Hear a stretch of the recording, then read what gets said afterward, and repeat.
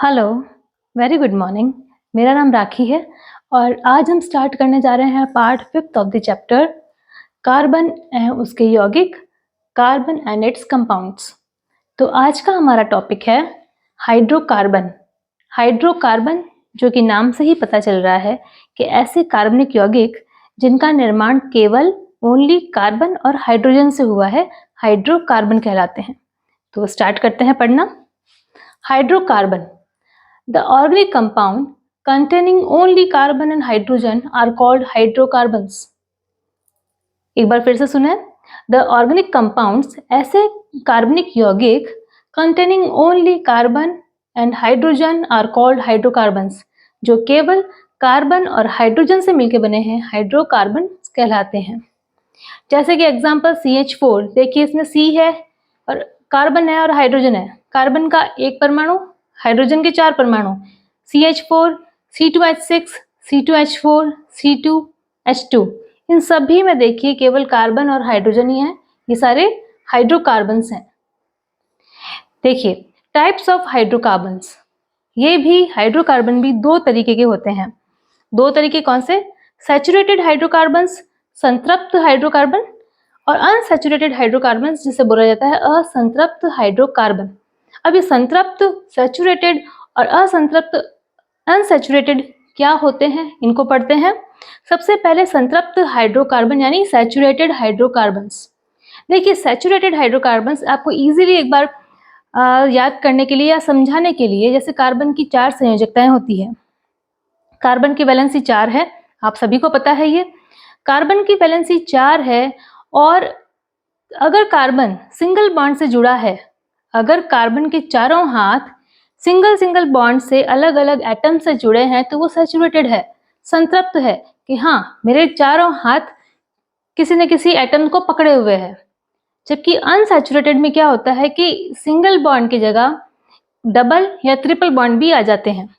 तो अभी हम जैसे पढ़ेंगे आप इस चीज को और भी अच्छे से समझेंगे।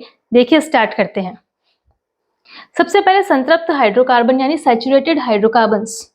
सैचुरेटेड हाइड्रोकार्बन्स क्या होते हैं? ऐसे हाइड्रोकार्बन जिनमें कार्बन परमाणु एकल सहसंयोजी बंध द्वारा जुड़े हों, संतृप्त हाइड्रोकार्बन्स कहलाते हैं। एकल सहसंयोजी यानी सिंगल बॉन्ड। ये देखिए मैंने स्ट्रक्चर में बताया है, कार्बन सिंगल बॉन्ड से ही कार्बन से जुड़ा है और अन्य परमाणुओं से भी सिंगल बॉन्ड से जुड़ेगा, तो ऐसे में इसको संतृप्त कहा जाएगा। ठीक है, इन्हें कहा जाता है, अगर कार्बन सिंगल बॉन्ड से जुड़ा है स्ट्रक्चर में तो वो एल्केन कहा जाता है, एल्केन। अगर संतृप्त हाइड्रोकार्बन हैं तो वो एल्केन कहलाए जाएंगे, पैराफिन्स कहलाए जाएंगे। एक बार फिर से सुनिए, ऐसे हाइड्रोकार्बन जिनमें कार्बन परमाणु एकल सहसंयोजी बंध द्वारा जुड़े हों, संतृप्त हाइड्रोकार्बन कहलाते हैं, या एल्केन्स कहलाते हैं, या पैराफिन्स कहलाते हैं। ये हुआ इसका डेफिनेशन। इसका एक फॉर्मूला होता है, एल्केन का फॉर्मूला होता है CnH2n+2। ये है एल्केन का फॉर्मूला CnH2n+2। ये N क्या चीज है? N है एक हाइड्रोकार्बन में कार्बन परमाणुओं की संख्या। किसी भी एक हाइड्रोकार्बन में, कोई भी आपको हाइड्रोकार्बन दिया है, उसमें कार्बन परमाणुओं की संख्या कितनी है, अगर हमें वो पता है तो हम उसका सूत्र निकाल सकते हैं। ये देखिए, यदि कार्बन परमाणु की संख्या n=1 है, अगर इस फॉर्मूले में हम n=1 रखें, अगर कार्बन परमाणु की संख्या एक ही है तो n की जगह हमें रखना है C1H2n+2। CnH2n+2 मतलब इसका मतलब है कि Cn जितनी संख्या दी है वह संख्या है कार्बन की, और हाइड्रोजन की संख्या, हाइड्रोजन एटम्स की संख्या कितनी होगी? 2n+2। तो 2n का हमें मान दिया है 1, 2 × 1+2 यानी H4, C1H4। इसको हम 1 को 1 ना लिखकर यहाँ पर ब्लैंक छोड़ सकते हैं, CH4। ये है मेथेन, इसे मेथेन कहा जाता है। ये है मेथेन CH4। CnH2n+2 के फॉर्मूले में N की वैल्यू रखने पर हमें मेथेन का फॉर्मूला पता चल गया। मेथेन जब ज्ञात होता है जब कार्बन परमाणु की संख्या 1 है। ये देखिए CH4, CH4 मिनिमम एक से कम हम कुछ ले ही नहीं सकते, ये सबसे छोटा परमाणु है। इस एथेन मॉलिक्यूल में सबसे छोटा परमाणु मेथेन है। एल्केन्स का सबसे छोटा जो अणु है मेथेन। यदि कार्बन परमाणुओं की संख्या n=2 हो, तो अगर हमने n=1 का मान रखकर हमने CH4 मेथेन बनाया है, तो अगर कार्बन परमाणुओं की संख्या 2 होगी तो वैल्यू में पुट कीजिए। इस फॉर्मूले में हम अगर n का वैल्यू रखेंगे 2, तो C2 प्लस H की वैल्यू क्या है 2n प्लस 2, तो 2 × 2 प्लस 2 यानी H, 4 प्लस 2 = C2H6। ये हो गया एथेन, ये मेथेन, ये एथेन।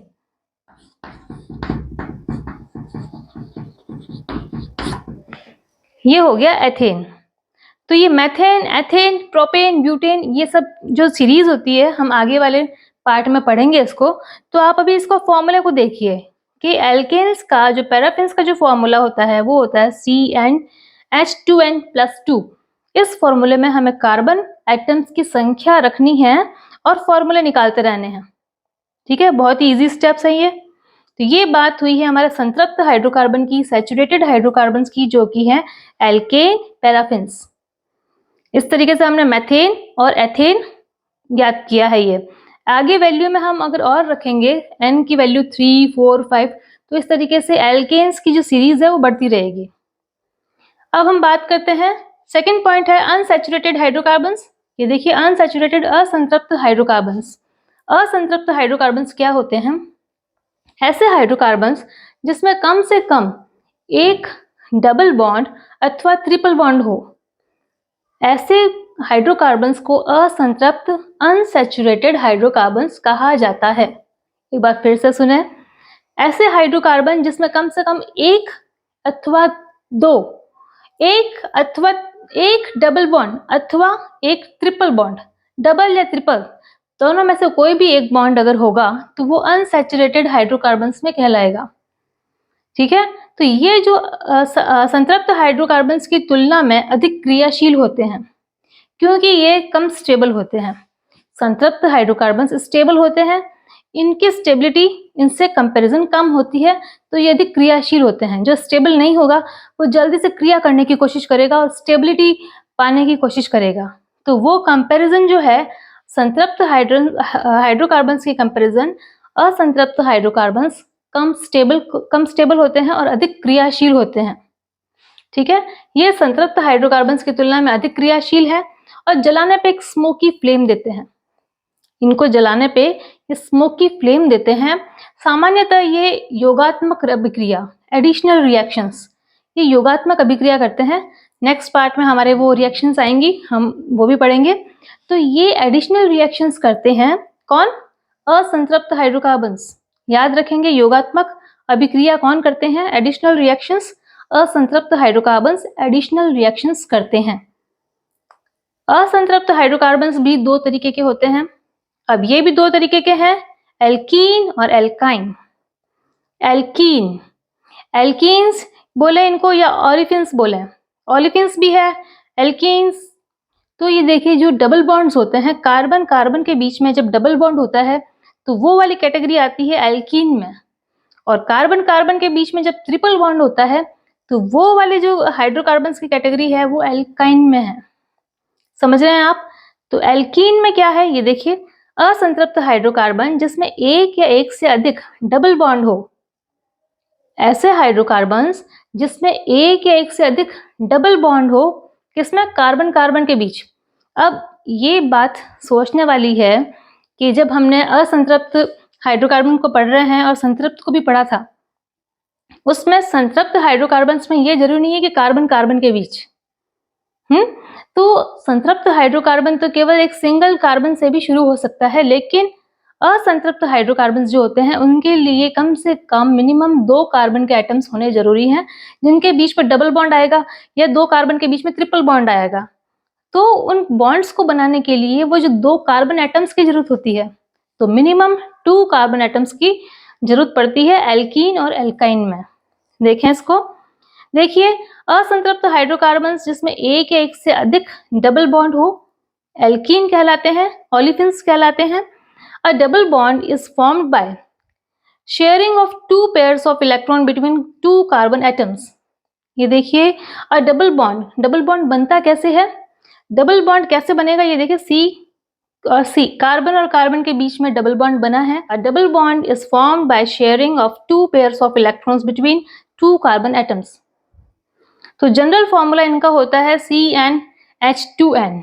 जैसे इसका फॉर्मूला था CnH2n+2। ये है एल्केन के लिए। एल्कीन के लिए है CnH2n। तो CnH2n अगर फॉर्मूला है और अगर हमने इसमें n की संख्या रखकर देखें क्या फॉर्मूला निकलता है। यदि हम माने कि कार्बन परमाणुओं की संख्या मिनिमम हमें 2 तो चाहिए ही, तो मिनिमम 2 चाहिए। तो यदि कार्बन परमाणुओं की संख्या 2 होगी, अगर n की वैल्यू 2 है, तो इस फॉर्मूले में 2 रखकर देखें क्या आंसर निकलता है। Cn, n की जगह हमने रखा C2 और H2n, 2 into 2, H2 into 2 is equals to C2H4। देखिए, अगर फॉर्मूले में मैंने रखा है CnH2n में अगर n का वैल्यू रखा है, अगर कार्बन परमाणु की संख्या 2 है तो C2H4 ये कहलाएगा एथीन। तो एथीन का फॉर्मूला ये है, ठीक है, C2H4। अब हम बात करें एल्काइन। एल्काइन है ट्रिपल बॉन्ड। ये देखिए, असंतृप्त हाइड्रोकार्बन्स जिसमें एक या एक से अधिक ट्रिपल बॉन्ड हो। हमने यहाँ कहा था एक या एक से अधिक डबल बॉन्ड एल्कीन, एक या एक से अधिक ट्रिपल बॉन्ड एल्काइन। तो असंतृप्त हाइड्रोकार्बन्स जिसमें एक या एक से अधिक ट्रिपल बॉन्ड हो वो कहलाते हैं alkyne. A triple bond is formed, कैसे ट्रिपल बॉन्ड बना कैसे है? A triple bond is formed by sharing of 3 pairs of electrons between 2 carbon atoms. 3 pairs of electrons का शेयरिंग हुआ है 2 कार्बन एटम्स के बीच में और बना है ट्रिपल बॉन्ड। इस तरीके से जनरल फॉर्मूला है इसका CnH2n-2। इसमें था CnH2n+2, एल्कीन में है CnH2n, एल्काइन में है CnH2n-2। आप सबको इस फॉर्मूले को डिफरेंशिएट कर सकते हैं, एल्केन, एल्कीन, एल्काइन। बहुत ही इजी है ये। तो इस तरीके से अगर हम फॉर्मूले में पुट करें वैल्यू, यदि कार्बन परमाणु की संख्या 2 हो, अगर कार्बन परमाणु की संख्या 2 हो तो CnH2n-2 में हमें कार्बन परमाणु की संख्या 2 का मान रखकर इसका आंसर निकालना है। तो हम निकालेंगे Cn। ये देखिए आप, n की जगह मैंने वैल्यू रखी है 2, तो C2 और H2n-2, 2 into 2 minus 2, 2 into 2 4, then 4 minus 2 again 2, C2H2। C2H2 ये जो वैल्यू है ये है एल्काइन की यानी एथाइन की। ये है एल्केन, एल्कीन, एल्काइन। तो हमने पढ़ा है अभी तक, उसको हमने पढ़ा मेथेन, एथेन, ये एथीन, ये एथाइन। Ethane, ethene, ethyne. अगर कार्बन परमाणु की संख्या 2 हो एल्केन में तो वो हुआ एथेन। अगर कार्बन परमाणु की संख्या 2 है एल्कीन में तो एथीन, और अगर कार्बन परमाणु की संख्या 2 हो एल्काइन में तो एथाइन। तो C2H6 ethane and C2H4 ethene और C2H2 एथाइन। तो इस तरीके से ये हाइड्रोकार्बन्स संतृप्त और असंतृप्त में डिवाइड होकर अच्छे से बन रहे हैं ये। तो इस तरीके से हमने पढ़ा है आज का टॉपिक हाइड्रोकार्बन्स, जिसमें हमने सैचुरेटेड और अनसैचुरेटेड हाइड्रोकार्बन्स किए हैं, जिसमें हमने एल्केन, एल्कीन, एल्काइन को डिवाइड किया है, अच्छे से इनको पढ़ा है। ये टॉपिक यहीं पे ख़त्म नहीं हो रहा है, इसको अभी हमने इंट्रोडक्शन लिया है, इसको अभी और आगे डिस्क्राइब करके पढ़ना है और नेक्स्ट टॉपिक में हमें अच्छे से पढ़ना है इसको आगे पढ़ने के लिए ये जो नींव मजबूत होगी तभी आगे वाले स्टेप अच्छे से कर पाएंगे। तो मुझे रिक्वेस्ट है बच्चों से कि जिन लोगों को समझ में आ रहा है तो प्लीज़ मुझे लिखें, कमेंट करें कि हाँ मैम समझ में आ रहा है। अगर नहीं समझ में आ रहा है तो मैं आपके डाउट्स और क्लियर करूँगी और मैं चाहती हूँ बच्चों जैसे मैं पढ़ा हूँ आप अपने नोट्स बनाएं साथ-साथ में, और अगर नोट्स नहीं बना पा रहे हैं किसी कारणवश कोई, तो स्क्रीनशॉट लें ब्लैक बोर्ड का स्क्रीनशॉट लें और जब कभी आपके पास टाइम मिले अच्छे से नोट्स बनाएं, क्योंकि अब एग्जाम्स पास में आ रहे हैं, ज़्यादा टाइम वेस्ट करना आपके लिए सही नहीं है। तो प्लीज़ बच्चों आपसे रिक्वेस्ट है अच्छे से नोट्स बनाएं, और कोई भी डाउट्स हो कोई भी तो प्लीज़ कमेंट सेक्शन में कमेंट करें, मैं उसका जवाब दूंगी। Thank you, best of luck.